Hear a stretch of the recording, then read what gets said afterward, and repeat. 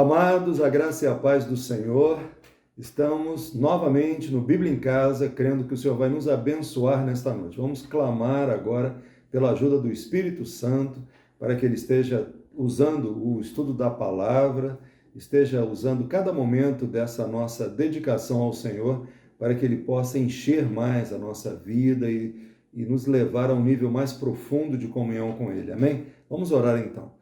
Senhor, em nome de Jesus Cristo, nós te agradecemos pelo privilégio que temos de estudar a Tua Palavra, de ter a Tua Palavra em mãos, de poder, Senhor Deus, ouvir a Tua voz através da Palavra, Teu Espírito Santo, Pai, nos ministrando, Senhor Deus, como, Pai, espada de dois gumes, Pai, uma palavra que transforma a nossa mente e o nosso espírito, Senhor Deus, nos capacita a sermos servos, ó Pai, aptos para te servir, ó Senhor Deus, na obra que o Senhor chamou cada um daqueles que estão nos ouvindo agora.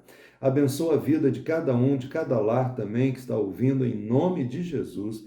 Ó Pai, abençoa toda a participação que teremos hoje, abençoa, Pai, tudo que nós vamos fazer, seja dirigido pelo Senhor, haja glorificação ao Teu nome em tudo que vai ser feito, em nome de Jesus Cristo. Amém, amém.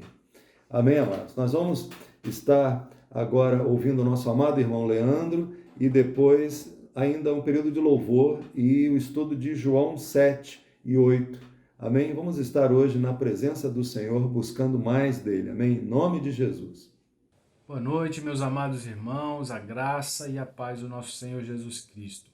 No Bíblia em Casa de hoje eu vou ler inicialmente 2 versículos bíblicos, um deles é o Romanos, está em Romanos capítulo 12, versículo 12, que diz assim: regozijai-vos na esperança, sede pacientes na tribulação, na oração perseverantes. E o outro versículo é Hebreus 6, versículo 19, que diz assim: temos esta esperança por âncora da alma, segura e firme, e que entra no santuário que fica atrás do véu. Meus irmãos, esses textos bíblicos, vai nos dizer que existe uma esperança que nos possibilita alegrarmos, mesmo em situações difíceis da vida, que nos permite não desesperarmos diante aos desafios, aos sofrimentos, às tribulações que passamos nessa vida.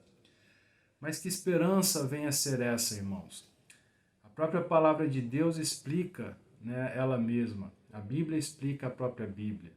Então, em vários outros textos, nós vemos a definição dessa esperança. Por exemplo, lá em Tito 2,13, diz assim: aguardando a bendita esperança e a manifestação da glória do nosso grande Deus e Salvador Jesus Cristo. Em outros versículos da Bíblia vai dizer esperança da glória de Deus, esperança da vida eterna, esperança da salvação. Por causa da esperança que está guardada para nós.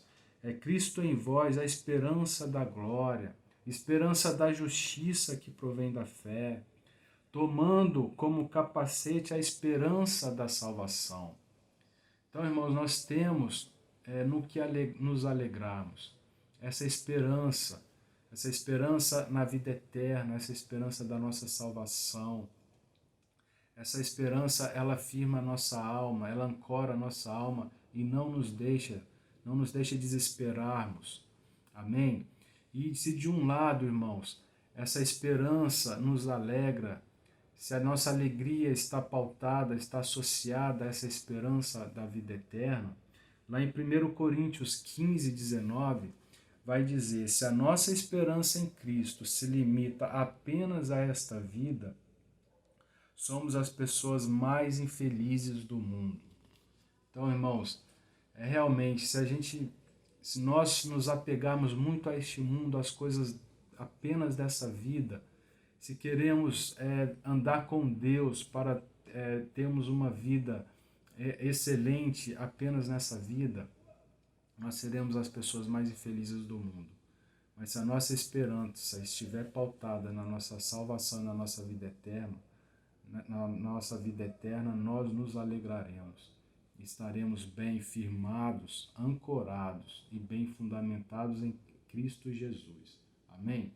Vamos orar então, meus irmãos, Senhor, muito obrigado porque nós temos uma esperança viva através da nossa fé em Cristo Jesus, uma esperança que ancora a nossa alma, uma esperança que nos alegra, uma esperança que nos fundamenta. Senhor, nós lhe pedimos que o Senhor abençoe cada um de nós, abençoe cada um que nos assiste, que o Senhor venha nos alegrar, venha alegrar o nosso coração, venha alegrar a nossa vida, que possamos valorizar cada vez mais a esperança da vida eterna, da nossa salvação, da glória de Deus que está por vir, Senhor. Que os nossos olhos não estejam firmados, fixados neste mundo, mas que os nossos olhos estejam voltados para o autor e consumador da nossa fé. Ajuda-nos, Senhor, na nossa vida espiritual. Nos fortaleça, Senhor, espiritualmente, que nós possamos estar realmente ancorados e firmados e alicerçados em Ti, Pai. É o que eu te peço nessa noite e te agradeço, Senhor, no nome santo de Jesus. Amém.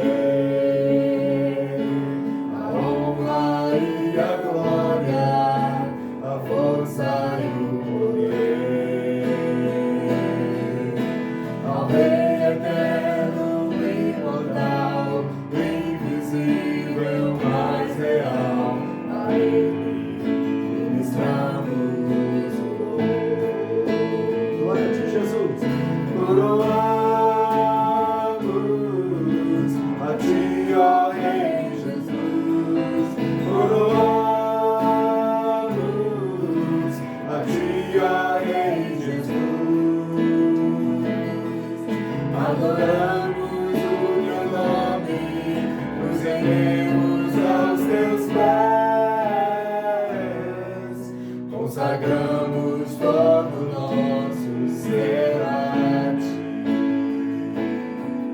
Coroamos a Ti, ó Rei Jesus. Coroamos a Ti, ó Rei Jesus. Adoramos o Teu nome, nos rendemos aos Teus pés. Consagramos todo o nosso ser a Ti. Consagramos todo o nosso ser a Ti. Consagramos todo o nosso ser a Ti.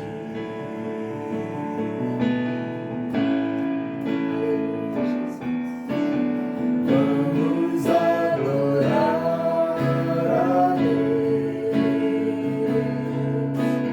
Vamos adorar a Deus.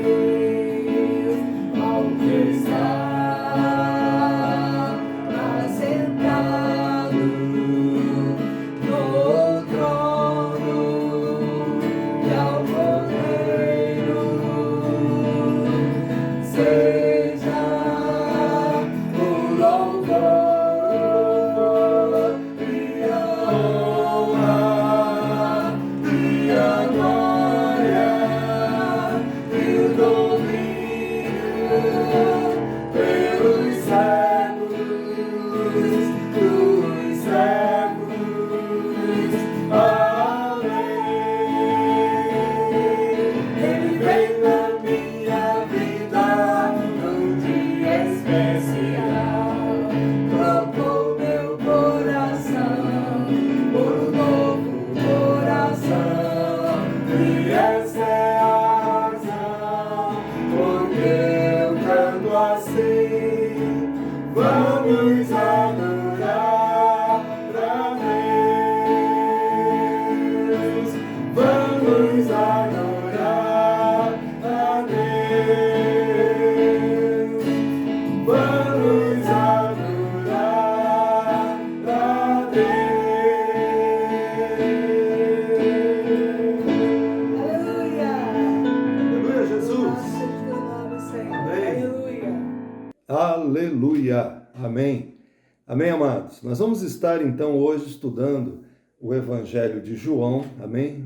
Capítulo 7, né? Onde nós vemos os irmãos de Jesus dando uma palavra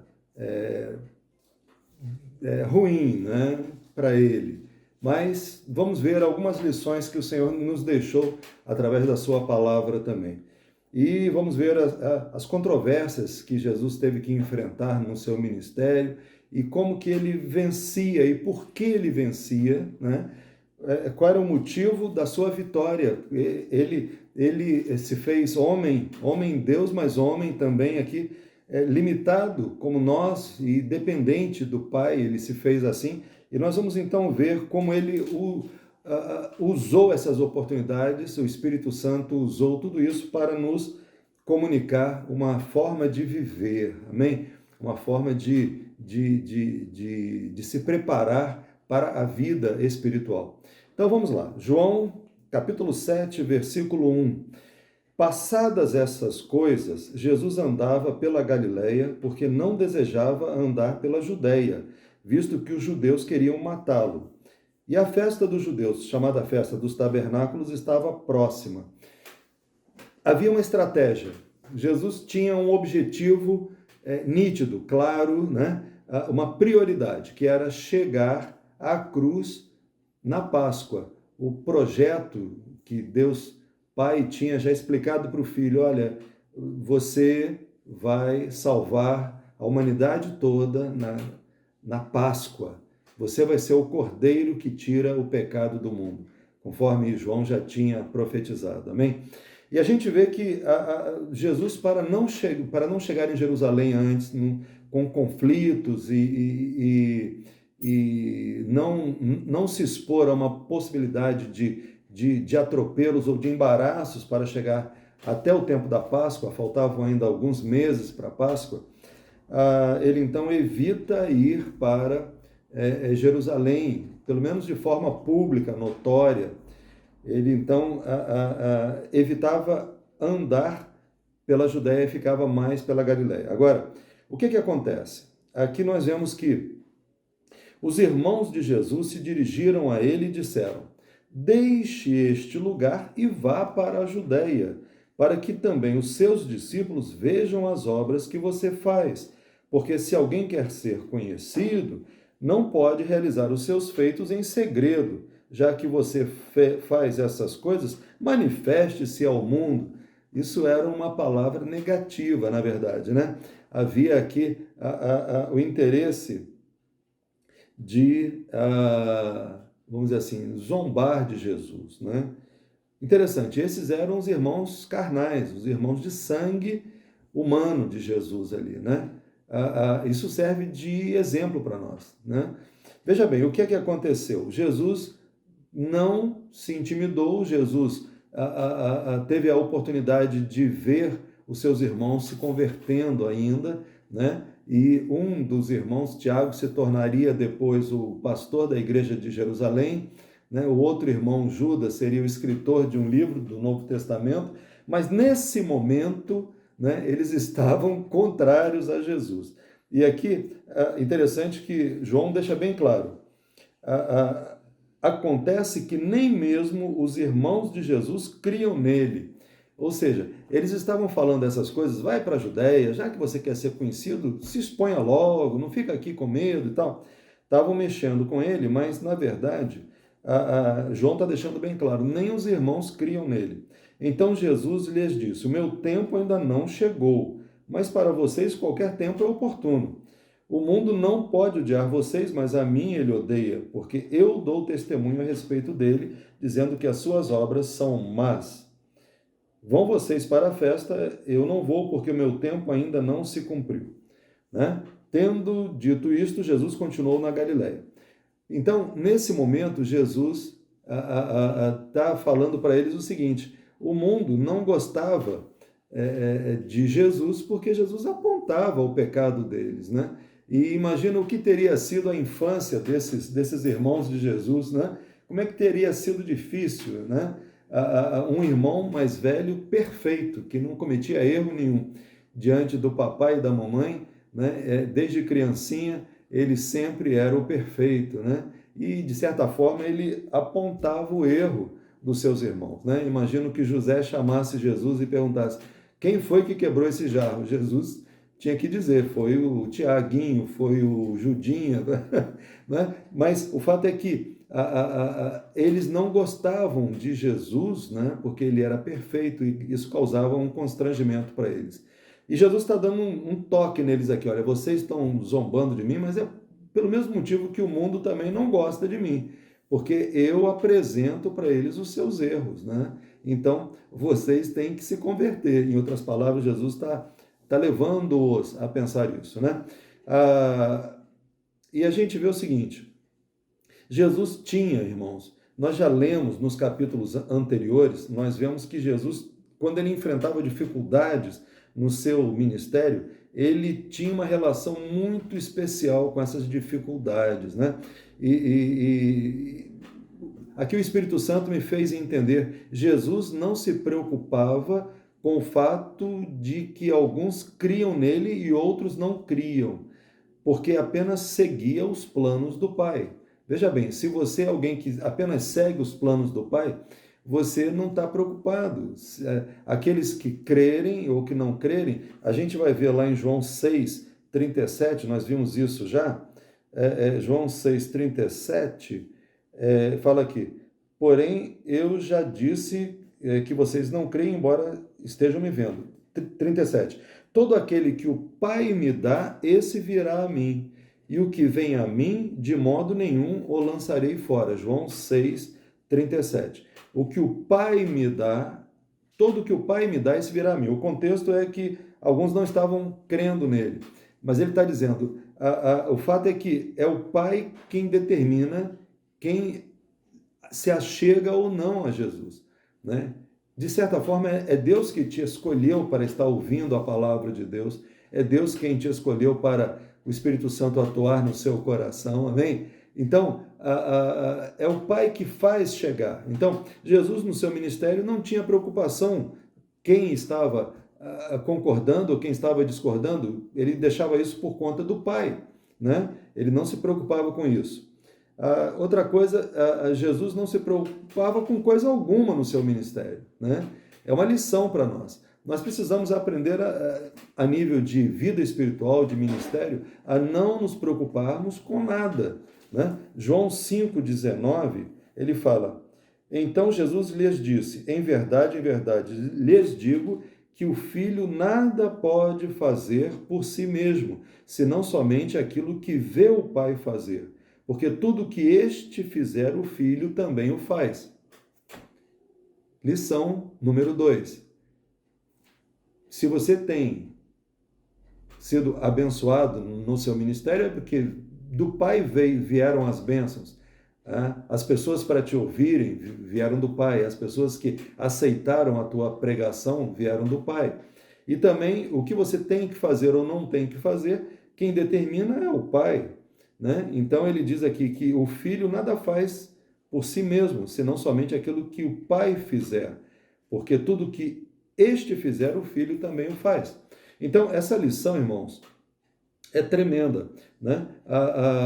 Vamos resumir isso numa palavra de Paulo, que nós já estudamos lá em Romanos 11:36, que diz que dele, por ele e para ele são todas as coisas. Que tremendo, né? Tudo que você fizer, que venha dele. amém? A bênção sobre a sua vida, sobre o seu ministério, sobre a sua família, sobre qualquer coisa, vem dele, né? Tiago também menciona todo o dom perfeito, vem do Pai, né? Então, ele está dizendo aqui, todas as coisas são dele, né? E para ele. Porque se não for assim também, não tem valor, né? Imagina se você puder fazer muitas coisas que não tenham vindo dele, não sejam feitas por ele nem para ele. Que valor elas terão? Então, quanto mais você descansa, quanto mais você espera em Deus e deixa Deus ser Deus, né? Deixa Deus agir, mais você acerta, né? Porque só vai contar na sua vida aquilo que vier dele, seja feito pelo poder dele e para a glória dele, amém? Então Jesus estava muito tranquilo, o fato dos irmãos o rejeitarem, né? Não crerem nele naquele momento, isso de nada o afetava, em nada o afetava, amém? Quando nós chegamos no versículo 10, diz aqui, depois que seus irmãos tinham ido à festa, Jesus também foi, não publicamente, mas em segredo, né?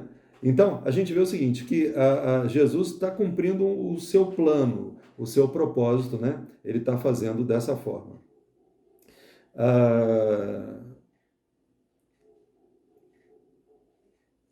Aqui a gente vê no texto, no versículo, lá no versículo 14, quando a festa já estava na metade, a festa já tinha corrido quase bastante, né? Jesus foi ao templo e começou a ensinar. Então os judeus se maravilhavam e diziam, como é que ele pode ser letrado se não chegou a estudar, né? Naquele tempo não havia ensino público, havia ensino do rabino tal, do rabino tal. A escola era feita assim, as crianças, os jovens, eles eram educados aos pés de um rabino, né? De um mestre, né? E Jesus não tinha dinheiro para pagar estudos nesse nível, né? E não teve nenhum reforço escolar, né? Mas a gente vê o seguinte, que ele recebeu um elogio dos judeus, que se maravilhavam com os seus ensinos, dizendo, como sabe este letras sem ter estudado? Então Jesus demonstrava sabedoria e conhecimento. Irmãos, Lucas 12, Jesus deu toda a dica, ele falou, porque o Espírito Santo vos ensinará naquela mesma hora as coisas que deveis dizer. O Espírito Santo vos ensinará naquela mesma hora as coisas que deveis dizer. Então, Jesus, como dependia do Pai, ele teria na hora necessária a sabedoria para dizer a coisa certa, amém? Ele teria a revelação do Pai para saber o que dizer. Então, lá no verso 16, ele dá glória para o Pai. Jesus lhes respondeu, o meu ensino não é meu, mas daquele que me enviou. Se alguém quiser fazer a vontade de Deus, conhecerá a respeito da doutrina, se ela é de Deus ou se eu falo por mim mesmo. Então, Jesus está chamando a atenção para o nível de ensino que ele está exercendo, né? É um nível muito mais alto, é diretamente do Espírito Santo de Deus, né? Então, ele deixa bem claro isso. Quem fala por si mesmo está procurando a sua própria glória, mas o que procura a glória de quem o enviou, esse é verdadeiro e nele não há injustiça, né? A gente vê isso. E aqui Jesus continua dizendo, não vos deu Moisés a lei, contudo ninguém dentre vós a observa. Ele está sendo bem enfático. Vocês têm o conhecimento dos rabinos, sabem tanto, né? Mas vocês não estão guardando a prática dessa lei que vocês conhecem. Por que procuram matar-me? Né? Respondeu a multidão, tens demônio. Quem é que procura matar-te? Eles negam, né, que quisessem matar Jesus. E um pouco mais abaixo, lá pelo verso 29, a gente vai ver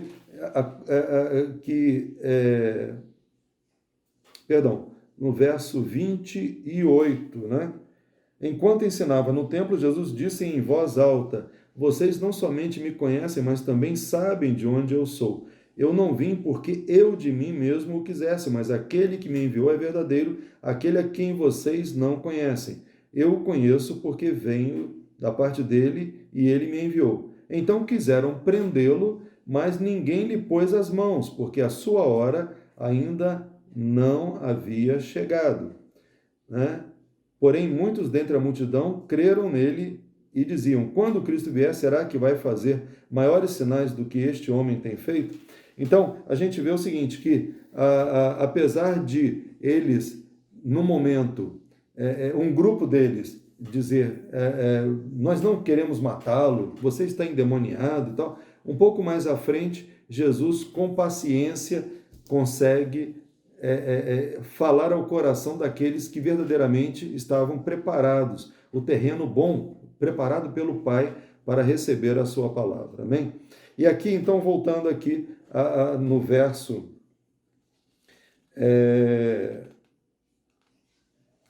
21, né? Nós falamos o verso 20, a multidão respondeu: você tem demônio, quem é que está querendo matá-lo? Jesus respondeu: um só feito realizei. Jesus tinha operado um grande milagre, né? E todos vocês ficaram admirados. Moisés lhes deu a circuncisão, se bem que ela não vem de Moisés, mas dos patriarcas. E vocês fazem a circuncisão de um menino até mesmo no sábado. Lembra que a grande crítica para os milagres de Jesus feitos nas sinagogas é que as sinagogas se reuniam aos sábados e Jesus curava na sinagoga ou em qualquer lugar. E ali, então, eles acusavam Jesus de curar no sábado. O sábado era o dia do descanso. Mas ele está falando, não, vocês circuncidam para guardar a lei, vocês circuncidam o menino no sábado, né? Para que a lei de Moisés não seja desrespeitada. Por que vocês ficam indignados contra mim pelo fato de eu ter curado por completo um homem num sábado? Não julguem segundo a aparência, mas julguem pela reta justiça. Alguns de Jerusalém diziam: não é este o homem que estão querendo matar? Então, aqui aparece a realidade, né? Que tudo era uma fachada, eles estavam guardando a lei de Moisés, não de fato, né?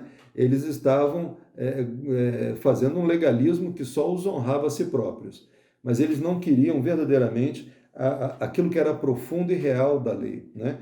E Jesus está dizendo: não façam as coisas por aparência, mas façam pela reta justiça, né? Então, curar um homem é muito melhor do que fazer uma circuncisão, né? E por que não no sábado, né? Curar o homem no sábado é de Deus, né? De outro lado também, tinham dito: você está endemoniado porque não tem ninguém querendo te matar, e aqui logo depois eles mesmos confirmam: não é este aquele a quem estão querendo matar? Eis que ele fala abertamente e ninguém lhe diz nada. Será que as autoridades reconhecem de fato que este é o Cristo? E aquela confusão, uns criam, outros não criam, mas Jesus estava tranquilamente exercendo o seu ministério com muito amor. Amém? Não importa toda a crise que o mundo viva, né? todo o descompasso, o desconforto entre aqueles que querem as coisas de Deus, aqueles que não querem as coisas de Deus, aqueles que lutam pelo bem, aqueles que lutam pela vaidade, não importa. Importa que você faça a vontade de Deus e fique firme nisso, né? Conforme o nosso amado irmão Leandro falou, a esperança que nós temos é muito forte, né? Então isso é uma âncora para a alma, né? Ele leu o texto de Hebreus, é uma âncora para a alma, a esperança que nós temos em Deus e a certeza do chamado de Deus e a certeza de que estamos fazendo aquilo que vemos o Pai nos mandando fazer, e deixa que Deus é Deus, amém? Deixa que Deus é Deus. Vamos agora pular para o verso 37, já um outro conhecimento interessante. No último dia, o grande dia da festa, Jesus se levantou. Agora, no último dia da festa, Jesus se levantou e disse em voz alta: se alguém tem sede, venha a mim e beba. Amém? Se alguém tem sede, venha a mim e beba.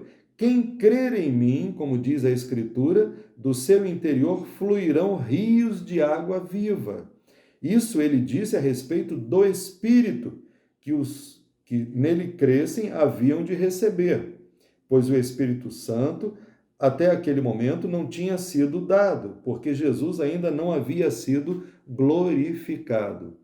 Presta atenção, o evangelista João está escrevendo num tempo bem posterior. Então ele está explicando que o que Jesus falou sobre vem e beba, e do seu interior fluirão rios de água viva, ele estava falando do derramar do Espírito Santo sobre as nossas vidas. Por que João enfatiza isso? Porque ao tempo de João, como no nosso tempo, o Espírito Santo é a coisa mais importante na igreja, para o fortalecimento e para o crescimento, né? A igreja considerava tão importante o ser cheio do Espírito Santo, essa vida de fluir no Espírito, ter uma fonte do Espírito Santo dentro de você, era tão importante que lá em Atos a gente vê que Filipe prega em Samaria, mas o pessoal não tinha sido batizado no Espírito Santo, eles mandam Pedro e João correndo para lá para orarem, para começarem a batizar no Espírito Santo, para que Jesus pudesse batizar no Espírito Santo aqueles discípulos, amém? Então mandou os dois da elite, né? Como diz pastor Luciano Subirá, mandou só diretoria, né? Pedro e João foram para lá porque era muito importante que eles recebessem o Espírito Santo. E aqui a gente está vendo nas entrelinhas que João valoriza isso nesse momento. Está falando que o Espírito Santo seria uma fonte de água viva e Jesus estava prometendo essa fonte de água viva para aqueles, bem como para nós também, amém? Nós temos sede, amém? Se nós não temos, devemos ter sede, amém? Então, a gente vai ver que os sacerdotes mandam prender Jesus, né? Alguns queriam prendê-lo, mas ninguém lhe pôs as mãos, lá no verso 44, né? E no verso 45, os guardas voltaram, porque lembra que um pouco acima a gente viu que, deixa eu ver qual foi o versículo, falando que quiseram prendê-lo, né?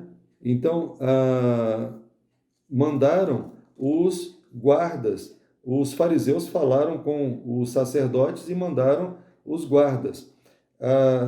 E aqui, então, os guardas voltaram à presença dos principais sacerdotes e fariseus, de mãos vazias, né? Não prenderam Jesus. E estes lhes perguntaram, por que vocês não o trouxeram? Eles responderam, jamais alguém falou como este homem. Jamais alguém falou como este homem. Isso é o Espírito Santo, né?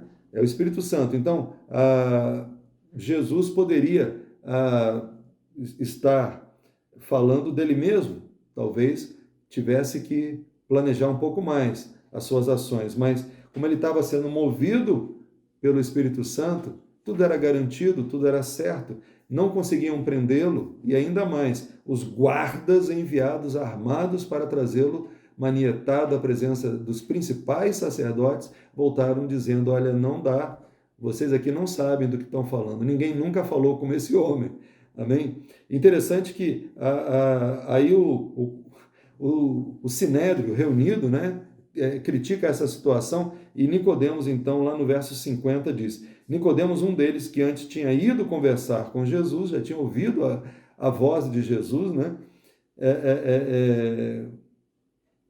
ido conversar com Jesus, perguntou-lhes, será que a nossa lei condena um homem sem primeiro ouvi-lo e saber o que ele fez? Ora, Nicodemos estava querendo que aqueles principais sacerdotes e fariseus ouvissem Jesus falando, né, com o coração curioso, interessado, né, conforme Nicodemos tinha ido, tinha sido impactado pela verdade de Deus, também.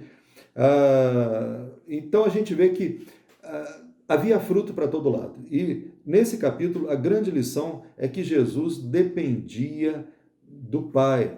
E por isso, então, não só ele tinha essa vitória de, no meio de toda aquela turbulência de gente que cria, que não cria, ele conseguia que aqueles que o Pai tinha enviado para ele recebessem a palavra de Deus e fossem abençoados. Amém? Vamos dar uma entradinha aqui no capítulo 8, que fala, Jesus, no entanto, foi para o Monte das Oliveiras. Jesus foi orar, né?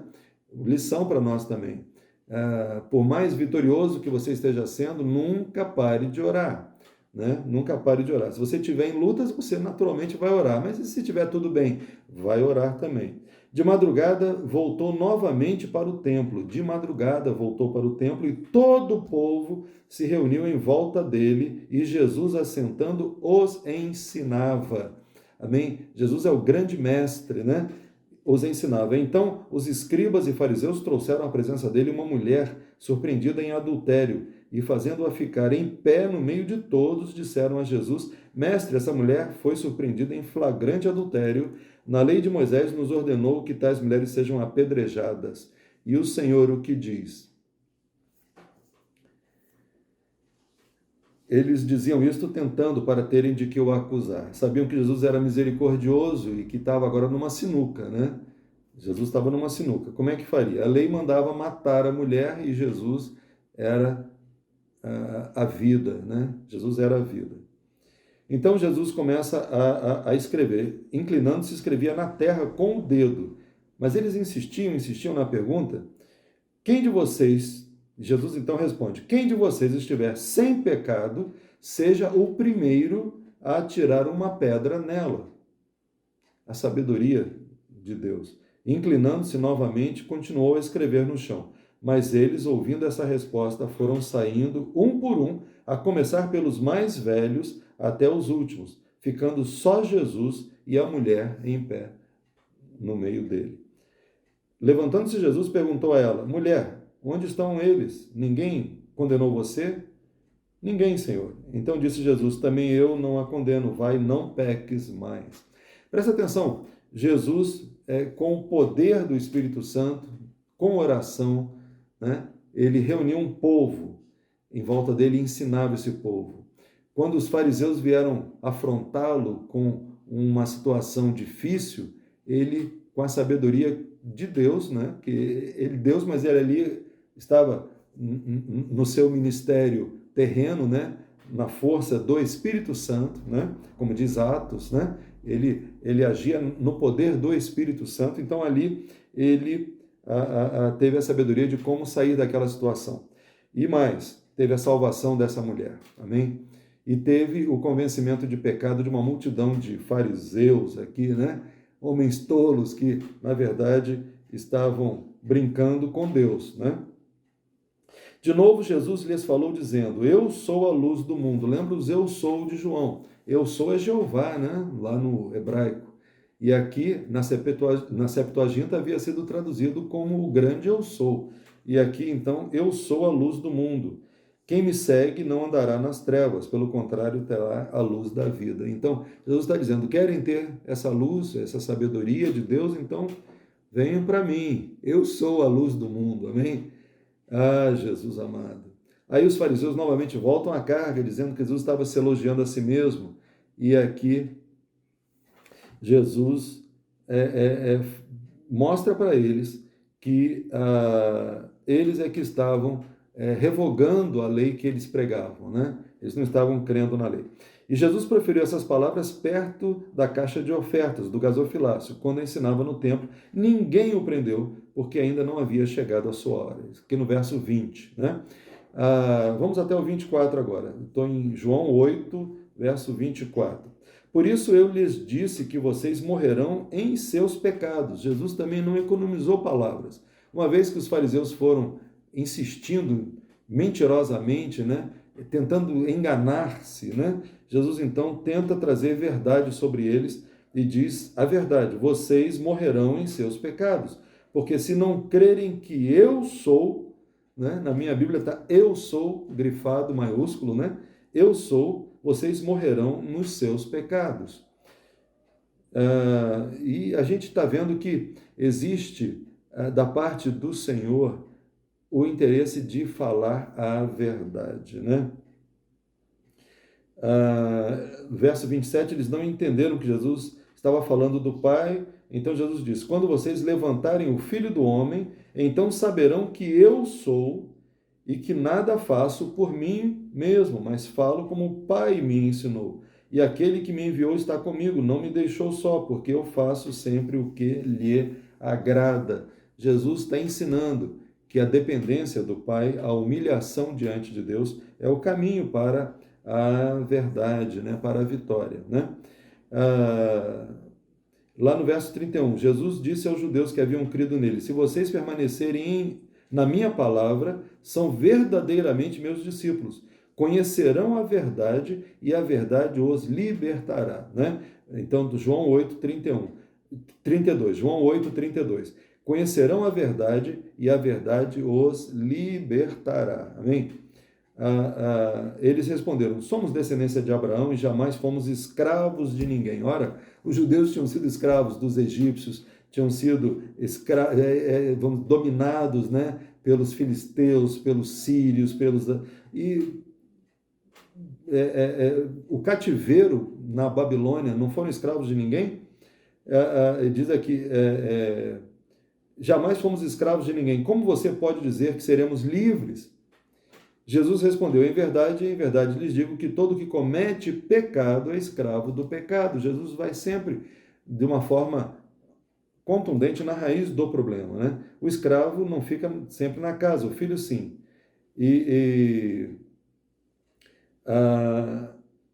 Aqui no verso 39, então lhes disseram: nosso pai é Abraão. Mas Jesus respondeu: se vocês fossem filhos de Abraão, fariam as obras que ele fez, mas agora vocês estão querendo me matar, a mim que lhes falei a verdade, que ouvi de Deus. Abraão não fez isso, vocês fazem as obras do pai de vocês. Eles responderam: nós não somos filhos ilegítimos, temos um pai que é Deus.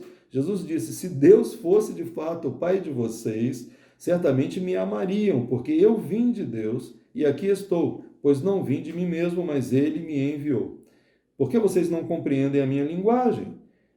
E por que vocês são incapazes de ouvir a minha palavra? Vocês são do diabo, que é o pai de vocês, e querem satisfazer os desejos dele. Jesus está falando: olha para dentro de vocês, o que leva vocês ao orgulho, à mentira?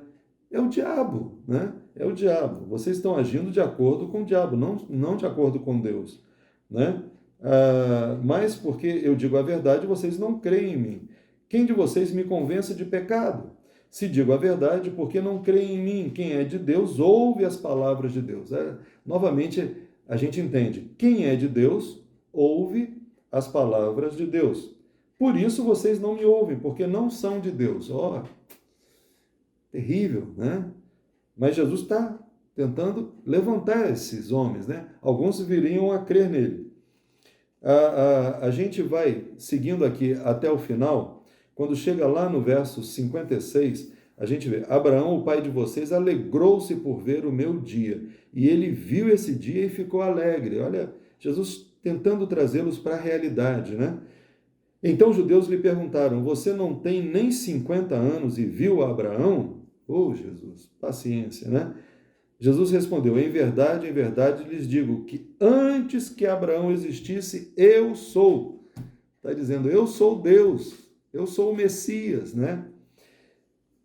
Antes que Abraão existisse, eu sou. Então pegaram em pedras para atirar nele, mas Jesus ocultou e saiu do templo. Bom, novamente, irmãos, a gente vê no capítulo 8 de João, Jesus lidando com todo esse turbilhão de pecados, né? De mentiras que vive o mundo de hoje. Você não espere encontrar pessoas amantes da verdade nesse mundo, pessoas que estão dispostas a se humilhar, a se quebrantar. Isso é coisa de cristão. Mas aqueles que são de Deus ouvem a palavra de Deus. Então, aqui, guarda essa, João 8, 47. Quem é de Deus, ouve as palavras de Deus. Amém?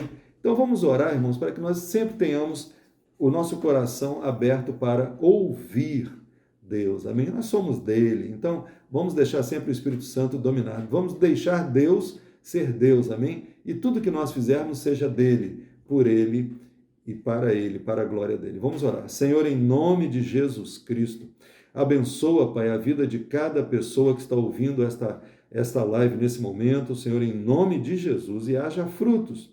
Meu Deus, nós somos totalmente dependentes do Senhor.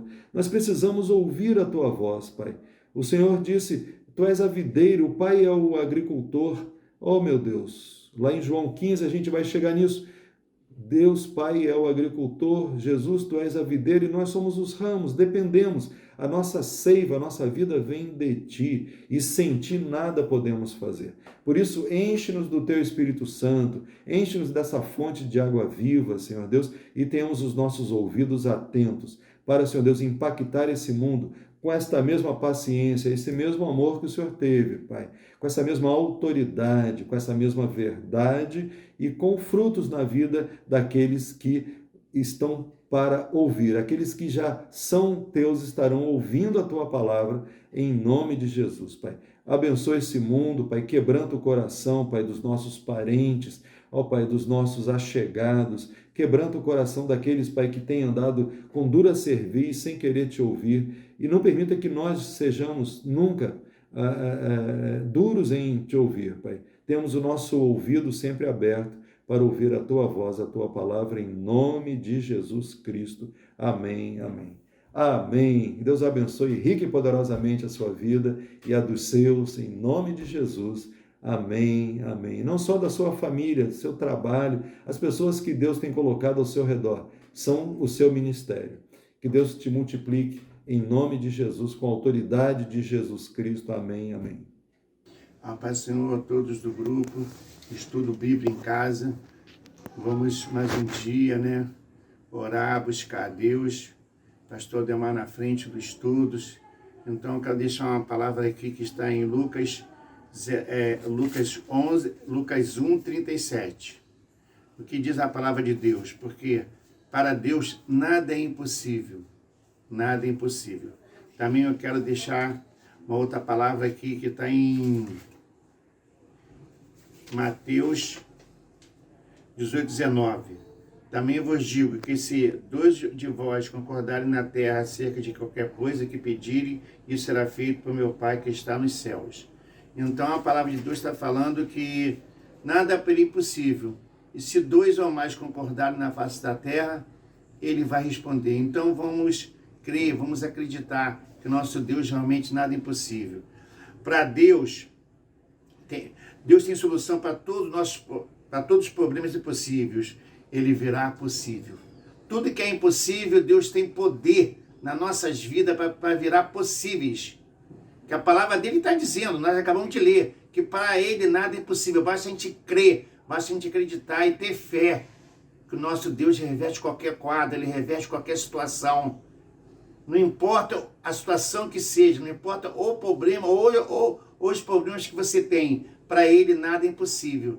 Vamos orar, vamos acreditar, vamos botar nossa fé em prática, em comunhão, um orando pelos outros, que o seu problema, ou os seus problemas, Deus resolve e dá vitórias. Vamos crer, bota a tua fé em prática, meu amado irmão, minha amada irmã. Não desanimes, creia que Deus é o Deus do impossível. E a última palavra é Ele que dá.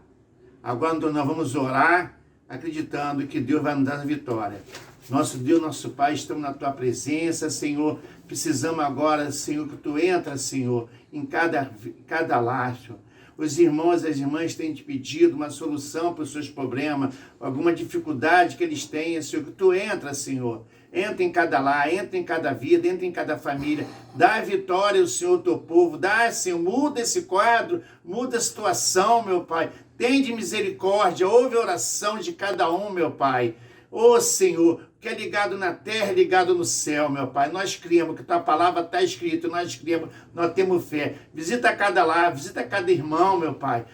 Entra, Senhor, com a solução para resolver. Se é um problema, Senhor, de algum tipo de processo na justiça, no NPS, ou se é algum problema de saúde, se é algum problema de libertação, de salvação, opera, Senhor. Liberta, salva, cura e transforma. Para honra e glória do Teu nome, Senhor. Toma cada um nas Tuas mãos, ouve nossas orações, ouve nossas petições, ora o clamor de cada um, meu Pai. Tem misericórdia, entra com a Tua solução. E a Tua palavra fala, para Deus, meu amado irmão, minha amada irmã, nada é impossível.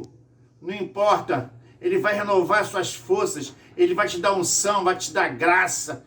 e tu vai vencer, porque você, meu amado irmão, minha irmã, você não está só, e o nosso Deus nunca foi derrotado, Ele é vitorioso, e com Ele nós somos mais do que vencedores. Nós, com Jesus Cristo, nas nossas vidas, nós somos mais que vencedores. Creia, toma posse, receba a unção e a graça do Senhor em cada lar, em cada família. Não desanimes, que o nosso Deus é forte e renova as tuas forças agora, em nome de Jesus. Amém.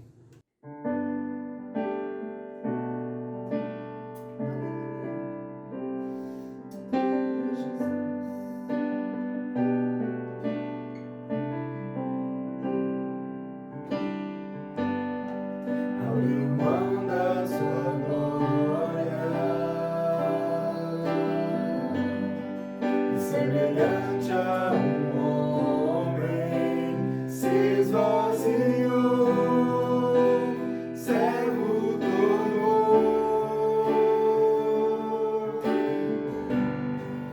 e a si mesmo se humilhou. Como filho obediente,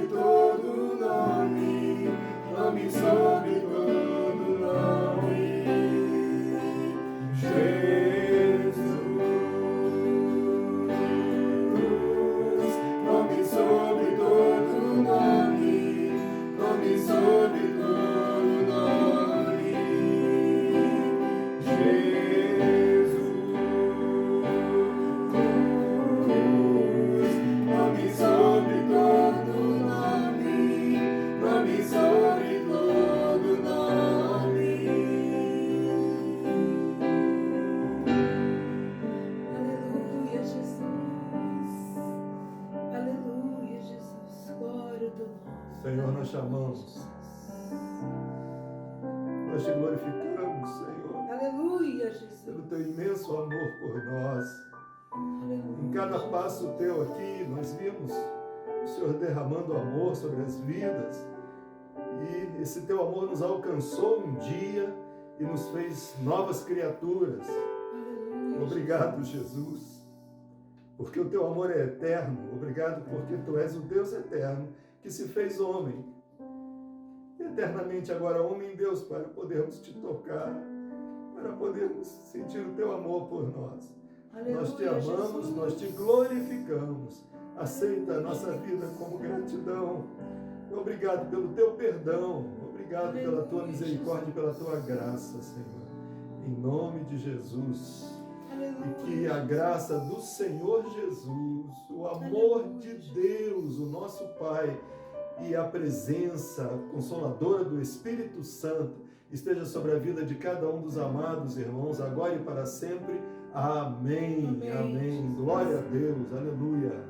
Amém, Jesus. Amém. Aleluia. Glória a Deus. Glória a Deus. Aleluia. Aleluia. Aleluia, Jesus.